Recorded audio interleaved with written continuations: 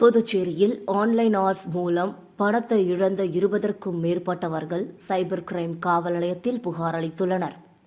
புதுச்சேரியை சேர்ந்த பலருக்கும் ஆன்லைன் லிங்க் மூலமாக ஷாப்பிஃபை, E2, G2, நியூயார்க் போன்ற பல்வேறு ஆப்களை மர்ம நபர்கள் அனுப்பியுள்ளனர்.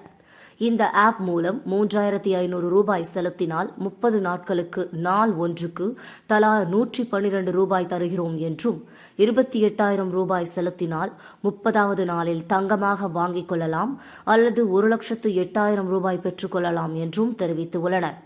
இந்த ஆப்களில் பணம் செலுத்திய ஒரு சிலருக்கு தொடர்ந்து 60 நாட்களும் அவர்கள் சொன்னபடி பணத்தை கொடுத்ததோடு முதலீடு செய்த பணத்தையும் 60வது நாளில் திருப்பிக் கொடுத்துள்ளனர். இதை நம்பி புதுச்சேரியை சேர்ந்த 1000க்கும் மேற்பட்டோர் இந்த ஆப்கள் மூலம் முதலீடு செய்து ஏமாந்துள்ளனர்.